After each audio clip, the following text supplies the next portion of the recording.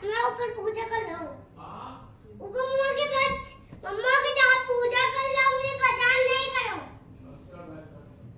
सोमवार व्रत कथा। सोमवार व्रत कथा विधि।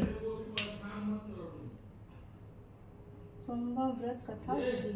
सोमवार का व्रत चैत्र वैशाख श्रावण मार्च से कार्तिक मास में आरंभ किया जाता है। साधारणतः श्रावण मास में सोमवार व्रत आरंभ करना चाहिए। व्रत रखने वाले स्त्री पुरुष को चाहिए कि सोमवार को प्रातः काल तिल का तेल लगाकर स्नान करें। विधि पूर्वक शिव जी का पूजन करें। मम क्षेम स्त्रैध्य विजया रोग वैश्य वेदार्थ सोमव्रतम करिष्ये, ये से संकल्प करके शिव पूजन करें। ओम नमो 10 भुजाय त्रिनेत्राय पंचवदनाय शूलिने श्वेत वृषभारूढ़ाय सर्वाभरण भूषिताय उमादे हार्दस्थाय नमस्ते सर्वभूते से ध्यान करें। अथवा नमः शिवाय से शिव जी का, ओम नमः शिवाय से उमा पार्वती जी का षोडशोपचार पूजन करें। इन्हीं मंत्रों का सत्यानुसार जप और हवन करें। सोमवार के व्रत को 16 सोमवार तक करें, फिर उद्यापन। इस व्रत के प्रभाव से सभी प्रकार के सुखों की प्राप्ति हो। सोमवार का व्रत साधारणतः दिन में तीसरे पहर तक होता है।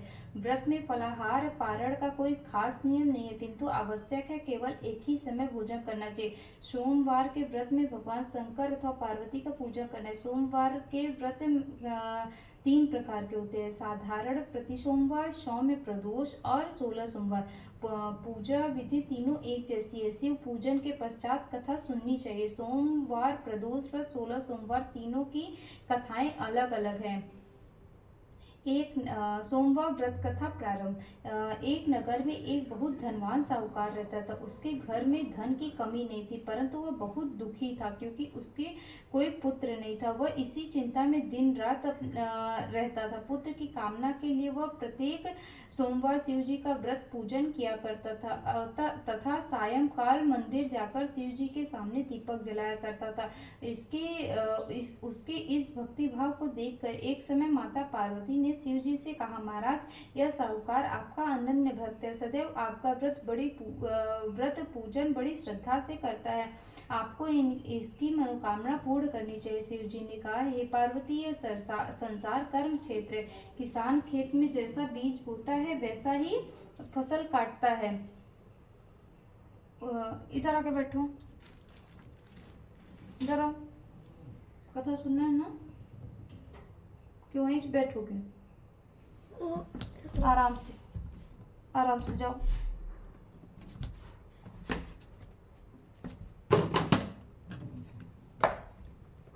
नीचे आराम से बैठना, पीछे आगे हो अच्छे से बैठो। यहाँ बैठो, इसी पे बैठो। बैठ। जैसा कर्म करता है वैसे ही फल भोगता है। माता पार्वती ने अत्यंत आग्रह से कहा, महाराज, जब यह आपका अनन्य भक्त है, इसको किसी प्रकार का दुख है तो उसे आपको अवश्य दूर करना चाहिए। आप तो सदैव अपने भक्तों पर दयालु होते हैं, उनके दुखों को दूर करते हैं। यदि आप ही ऐसा करेंगे तो मनुष्य आपकी पूजन और व्रत क्यों करेंगे? तथा पार्वती का ऐसा आग्रह देख शिव जी ने खा दिया।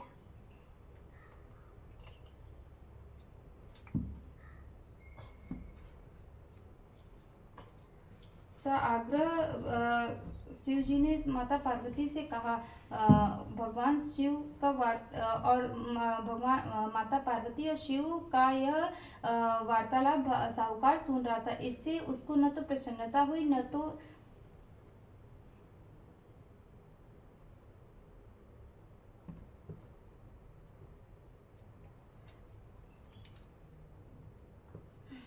महाराज यदि आपका अनन्य भक्त है तो इसे दुख है तो उसे आपको अवश्य दूर करना चाहिए। आप तो सदैव अपने भक्तों पर दयालु होते हैं, उनके दुखों को दूर करते हैं। यदि आप ऐसा नहीं करेंगे तो मनुष्य आपका पूजन व्रत क्यों करेंगे। माता पार्वती का ऐसा आग्रह देख शिव जी कहने लगे, हे पार्वती, इसको कोई पुत्र नहीं है, इसी चिंता में यह अति दुखी रहता है। इसके भाग्य में पुत्र न होने पर भी इसको पुत्र प्राप्ति का वर देता हूँ, परंतु वह केवल 12 वर्ष तक ही जीवित रहेगा। इसके पश्चात उसको मृत्यु प्राप्त हो जाएगी। इससे अधिक इसके लिए मैं कुछ भी नहीं कर सकता।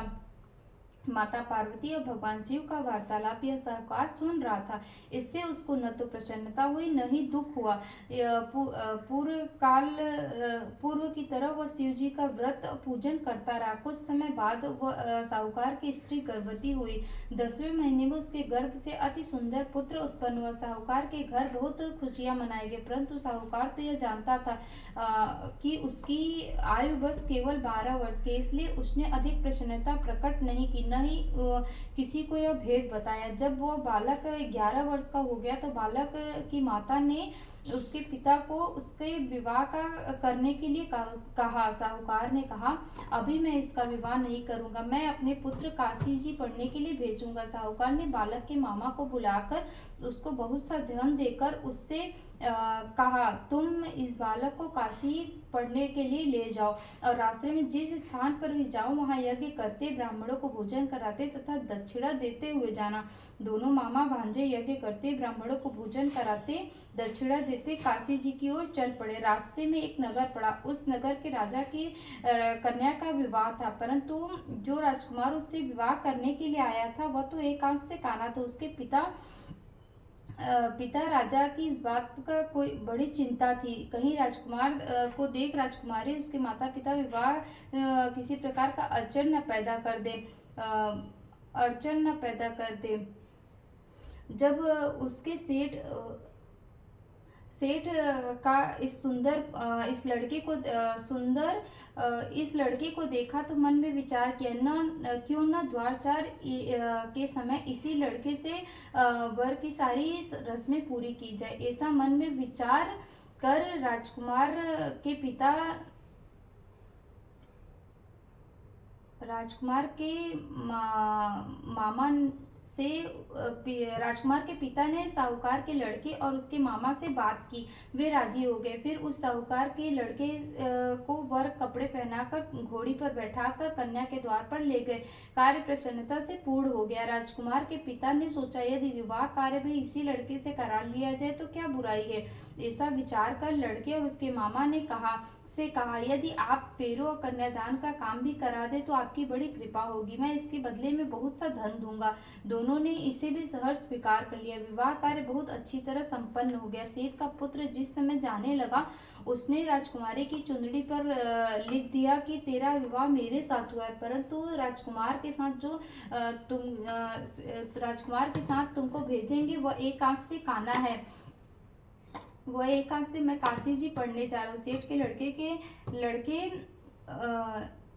के लड़के के जाने के पश्चात राजकुमारी ने जब अपनी चुंदड़ी पर ऐसा लिखा हुआ पाया तो उसने काने राजकुमार के साथ जाने से इनकार कर दिया। उसने अपने माता पिता को सारी बात बता दी। कहा, यह मेरा पति नहीं है, मेरा विवाह इसके साथ नहीं हुआ है। जिस समय वर के साथ मेरा विवाह हुआ है वह तो काशी जी पढ़ने गया है। राजकुमारी के माता पिता ने अपनी कन्या को विदा नहीं किया और बारात वापस चली गई। उधर सेठ का लड़का उधर उसके मामा काशी जी पहुंच गए और वहां जाकर उन्होंने यज्ञ करना, लड़के के मामा ने यज्ञ करना और लड़के ने पढ़ना शुरू कर दिया। जिस दिन लड़के की आयु 12 साल की हो गई उस दिन उसके मामा ने यज्ञ रखा था। लड़के ने अपने मामा से कहा, मामा जी आज मेरी तबीयत कुछ ठीक नहीं है। मामा ने कहा, अंदर जाकर सो जाओ। लड़का अंदर जाकर सो गया। थोड़ी देर में उसके प्राण निकल गए। जब उसके मामा ने आकर देखा कि उसका भांजा मृत पड़ा है तो उसको बहुत दुख हुआ। उसने सोचा, अगर मैं अभी से रोना पीटना मचा दूंगा तो यज्ञ कार्य अधूरा रह जाएगा। उसने जल्दी से यज्ञ कार्य समाप्त करवा कर ब्राह्मणों के जाने के बाद रोना पीटना शुरू कर दिया। संयोगवश उसी समय शिव पार्वती उधर से आ निकले। उन्होंने जब जोर जोर से रोने पीटने की आवाज़ सुनी तो पार्वती जी कहने लगी, हे महाराज, कोई दुखिया रो रहा है, इसके कष्ट को दूर कीजिए। जब शिव पार्वती वहां पहुंचे तो उन्होंने पाया कि वह वहां एक लड़का मरा पड़ा था। पार्वती कहने लगी, महाराज, यह तो उसी सेठ का लड़का है जो आपके वरदान से उत्पन्न हुआ था। शिव जी ने कहा, हे पार्वती, इसकी आयु इतनी ही थी, वह भोग चुका है। तब पार्वती जी ने कहा, हे महाराज, इस बालक को और आयु दे, नहीं तो इसके माता पिता तड़प तड़प को मर जाएंगे। माता पार्वती के बार बार आग्रह करने पर शिव जी ने उसको जीवन का वरदान दिया। शिव जी की कृपा से वह लड़का जीवित हो गया और इसके बाद शिव जी और पार्वती कैलाश को चले गए। शिव पूरी इच्छा होने पर वह लड़का और उसके मामा उसी तरह यज्ञ कराते, ब्राह्मणों को भोजन कराते, दक्षिणा देते, अपने घर की ओर चल पड़े। रास्ते में उसी नगर में आए जहां उस लड़के के वहां राजकुमारी का विवाह हुआ था। वहां आकर उन्होंने यज्ञ आरंभ कर दिया। उस लड़के के ससुर ने राजा ने उसको पहचान लिया और महल में ले जाकर उसकी बहुत ही भगत की, बहुत दास दासियों सहित आदर पूर्वक राजकुमारी को जमाई के साथ विदा किया। जब वे अपने नगर के निकट आए तो मामा ने कहा, मैं पहले तुम्हारे घर जाकर तुम्हारे माता पिता को खबर कराता हूँ। उस लड़के के मामा घर पहुंचे तो उसने देखा कि लड़के के माता पिता घर की छत पर बैठे हैं। उन्होंने यह प्रण कर रखा था कि यदि हमारा पुत्र सकुशल लौट आया तो हम राजी खुशी नीचे आएंगे, नहीं तो छत से कूदकर अपने प्राण त्याग देंगे। उस लड़के के मामा ने कहा, जब आकर यह समाचार दिया कि आपका पुत्र आ गया है, तब उनको विश्वास नहीं हुआ। उसके मामा ने शपथ पूर्वक कहा, जब आपका पुत्र अपनी पत्नी तथा बहुत सारा धन लेकर आया तब सेठ प्रसन्नता से भर उठा। सेठ सेठानी आनंद पूर्वक नीचे आए। बाहर आकर उन्होंने अपने पुत्र और उसकी पत्नी भरपूर स्वागत किया, तभी प्रसन्नता से के साथ रहने लगे। जो सोमवार का व्रत धारण करता है अथवा इस कथा को पढ़ता है या सुनता है, उसके सब दुख दूर होकर उसकी समस्त मनोकामनाएं पूर्ण होती। इस लोक में नाना प्रकार के सुख भोगकर अंत में सदाशिव के लोक को प्राप्त होता है। बोलो ओम नमः शिवाय। हर हर महादेव। हो गई पूजा? अभी आरती करनी है ना, अभी आरती करते हैं, ठीक है? घंटी बजाना ना, ऐसे खोलो, ये आरती करनी है ना। ओम जय शिव ओंकारा, स्वामी हर शिव ओंकारा, ब्रह्मा विष्णु सदा शिव अर्धांगी धारा। ओम जय शिव ओंकारा, एकानन चतुरान पंचानन राजे, स्वामी पंचानन राजे, हंसासन गरुड़ासन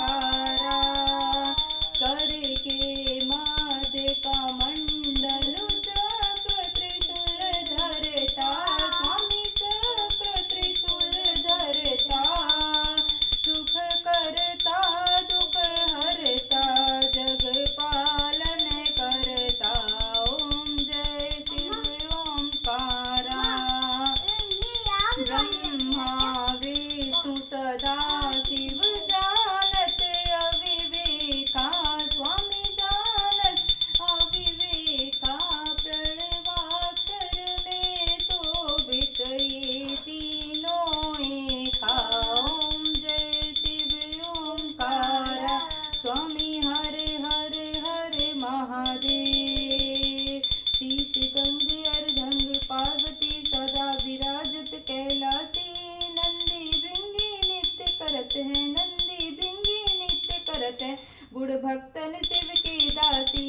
शीतल मंद सुगंध पवन बह जहाँ बैठ शिव अविनाशी, करत गान गंधर्व सप्त सुर, करत गान गंधर्व सप्त सुर, राग रागनी मधुरासी। यक्ष रक्ष भैरव जहाँ डोलत बोलत है बन के वासी, कोयल शब्द सुनावत सुंदर, कोयल शब्द सुनावत सुंदर, भ्रमर करत है गुंजासी। कल्प द्रुम अरुपाल जात तरु लाग रहे हैं लच्छासी, कामधेनु कोटिक जहाँ डोलत, कामधेनु कोटिक जहाँ डोलत, करत दुग्ध की वर्षासी। चंद्रकांत सम पर्वत सोहे, चंद्रकांत हिम से राशि, छौ तो ऋतु नित पलक रहत है, छौ तो ऋतु नित पलक रहत है, सेवक सदा प्रकृति दासी। ऋषिवर की दीन दरत है, करत गान सुधि गुण राशि, ब्रह्मा विष्णु को ध्यान धरत है, ब्रह्मा विष्णु को ध्यान धरत है, कछ शिव हमको परमासी। रिद्धि सिद्धि के दाता शंकर सदा आनंदित सुख राशि, जिनको सुमिरन सेवा करता, जिनको सुमिरन सेवा करता, छूट जाए यम की पासी। त्रिशूलधर जी को ध्यान निरंतर मन लगा कर जोगासी, दूर करो विपदा शिव दिन की, दूर करो विपदा शिव दिन की, जन्म जन्म से उपद पासी। कैलासी काशी के वासी बाबा अविनाशी, मेरी सुध लीजो सेवक जान सदा सेवक जान सदा चरणन को, सेवक जान सदा चरणन को, अपनो जान कृपा कीजो। आप तो प्रभु जी सदा शरण बाबा अवगुण मेरे, सब ढकियो सब अपराध क्षमा कर शंकर, सब अपराध क्षमा कर शंकर। किन कर की विनती सुनियो, किन कर की विनती सुनियो, अभय दान दीजो प्रभु मोको, सकल सृष्टि के हितकारी। भोलेनाथ भव भक्त निरंजन, भोलेनाथ भव भक्त निरंजन, भवभंजन भव शुभकारी। काल हरो हर कुष्ठ कष्ट हरो, हर दुख हरो, दारिद्र हरो, नमामि शंकर भवानी बोल बम, नमामि शंकर भवानी बोल बम। हर हर शंकर तुम शरणम, हर हर शंकर तुम शरणम। अम्बे तू है जगदम्बे काली, जय दुर्गे खप्पर वाली, तेरे ही गुण गावे भारती। ओ मैया हम सब उतारे तेरी आरती, नहीं मांगते हम धन और दौलत, ना चांदी ना सोना, हम तो मांगे माँ के चरणों में एक छोटा सा कोना। सबकी बिगड़ी बनाने वाली, लाज बचाने वाली, दुखियों के दुखड़े निवारती। ओ मैया हम सब उतारे तेरी आरती, माँ बेटे का है इस जग में बड़ा ही निर्मल नाता, माँ पूत कपूत सुने हैं परना, माता सुनी कुमाता, सब पे करुणा दर्शाने वाली, अमृत बरसाने वाली, सतियों के सत को संवारती। ओ मैया हम सब उतारे तेरी आरती, चरण शरण में खड़े तुम्हारे ले पूजा की थाली, माँ वरद हस्त सर पर रख दो माँ, संकट हरने वाली माँ, भर दो भक्ति रस प्याली, दस भुजाओं वाली, भक्तों के कारज तू ही सारती। ओ मैया हम सब उतारे तेरी आरती, अम्बे तू है जगदम्बे काली, जय दुर्गे खप्पर वाली, तेरे ही गुण गावे भारती। ओ मैया हम सब उतारे तेरी आरती, ओ मैया हम सब उतारे तेरी आरती। श्री रामचंद्र कृपाल भज मन वै दारुणं न कञ्जलोचन कञ्जमुख कर कञ्जपद कञ्जारुणं कन्दर्पगणितमित छवि नवनील नीरद सुन्दरं पटपीतमानव तडित रुच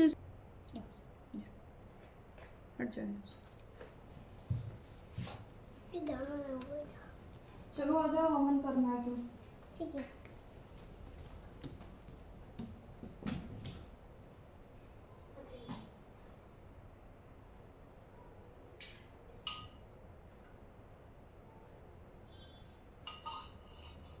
मुझे प्यास लगी है जो पानी पी के हो जाओ हटो हटो उससे नहीं पीना है उससे नहीं वो हवन नहीं हो रहा है यहाँ पे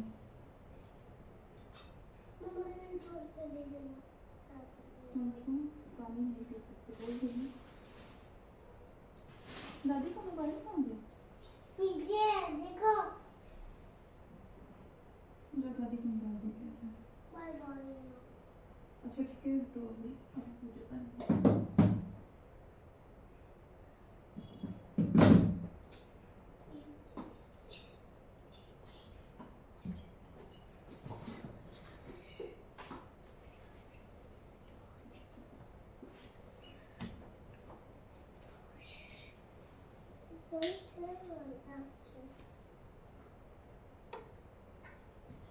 मैं भी करूँ क्या क्या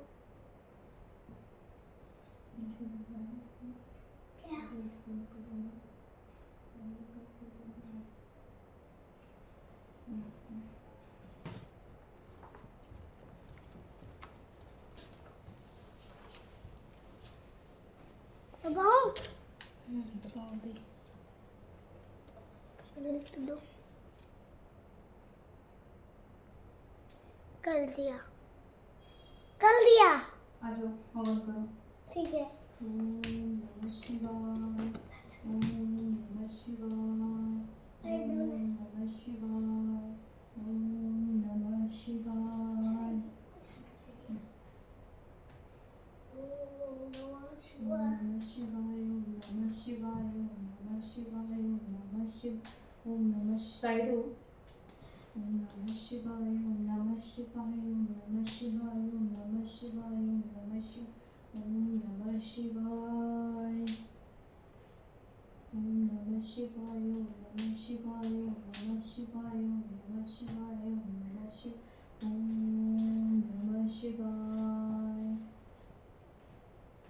ओम नमः शिवाय ओम नमः शिवाय नमः शिवाय नमः शिवाय ओम नमः शिवाय ओम नमः शिवाय नमः शिवाय नमः शिवाय लो ओम नमः शिवाय ओम नमः शिवाय ओम नमः शिवाय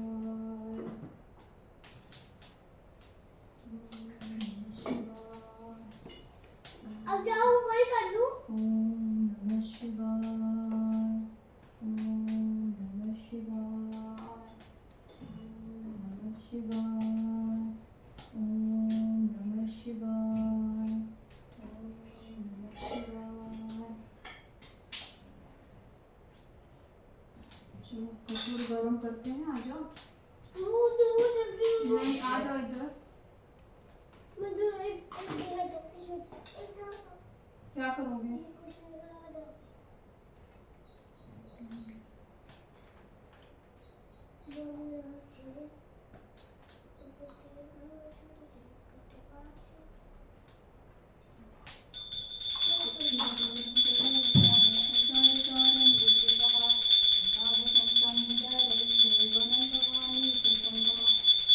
माता पिता तमेव तमेव बन्धु सखा तमेव तमेव विद्या तमेव सर्वं देवे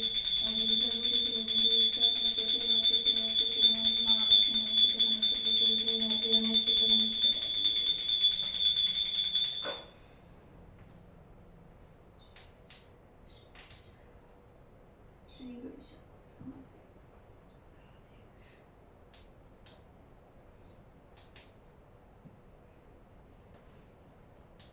चलो आरती लो राइट हैंड से लेते हैं।